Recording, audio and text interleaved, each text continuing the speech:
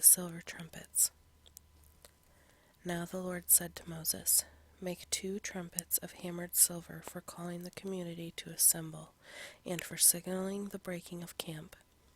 When both trumpets are blown, every one must gather before you at the entrance of the tabernacle. But if only one trumpet is blown, then only the leaders, the head of the clans of Israel, must present themselves to you. When you sound the signal to move on, the tribes camped on the east side of the tabernacle must break camp and move forward. When you sound the signal a second time, the tribes camped on the south will follow. You must sound short blasts as the signal for moving on.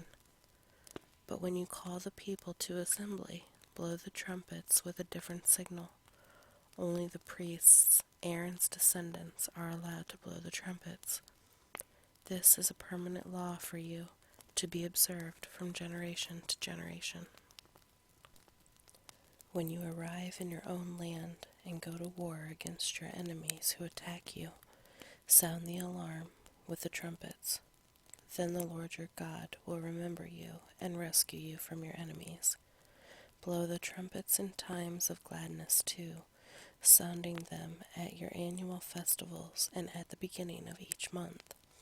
And blow the trumpets over your burnt offerings and peace offerings. The trumpets will remind your God of his covenant with you. I am the Lord your God. The Israelites leave Sinai. In the 2nd year after Israel's departure from Egypt, on the 20th day of the 2nd month, the cloud lifted from the tabernacle of the covenant. So the Israelites set out from the wilderness of Sinai and traveled on from place to place until the cloud stopped in the wilderness of Paran. When the people set out for the first time, following the instructions the Lord had given through Moses, Judah's troops led the way. They marched behind their banner, and their leader was Nahshon, son of Amminadab. They were joined by the troops of the tribe of Issachar, led by Nethanel, son of Zuar, and the troops of the tribe of Zebulun, led by Eliab, son of Helon. Then the tabernacle was taken down, and the Gershonite and Merarite divisions of the Levites were next in the line of march, carrying the tabernacle with them. Reuben's troops went next, marching behind their banner. Their leader was Eleazar, son of Shedeur. They were joined by the troops of the tribe of Simeon, led by Shelumiel, son of Zurishaddai, and the troops of the tribe of Gad, led by Eliasaph, son of Duel. Next came the Kohathite division of the Levites, carrying the sacred objects from the tabernacle. Before they arrived at the next camp, the tabernacle would already be set up at its new location. Ephraim's troops went next, marching behind their banner. Their leader was Elishama, son of Ammihud.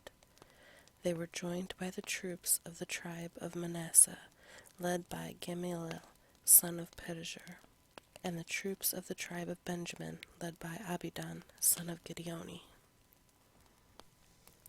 Dan's troops went last, marching behind their banner and serving as the rear guard for all the tribal camps. Their leader was Ahiezer, son of Ammishaddai. They were joined by the troops of the tribe of Asher, led by Pagiel, son of Ochran, and the troops of the tribe of Naphtali, led by Ahira, son of Enan. This was the order in which the Israelites marched, division by division.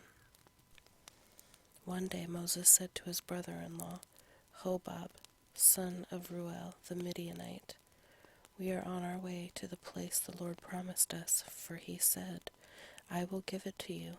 Come with us, and we will treat you well, for the Lord has promised wonderful blessings for Israel. But Hobab replied, No, I will not go. I must return to my own land and family. Please don't leave us, Moses pleaded. You know the places in the wilderness where we should camp. Come, be our guide. If you do, we'll share with you all the blessings the Lord gives us.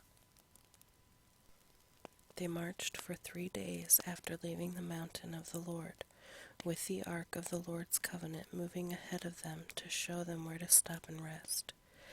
As they moved on each day, the cloud of the Lord hovered over them, and whenever the ark set out, Moses would shout, "Arise, O Lord, and let your enemies be scattered. Let them flee before you." And when the ark was set down, he would say, "Return, O Lord, to the countless thousands of Israel."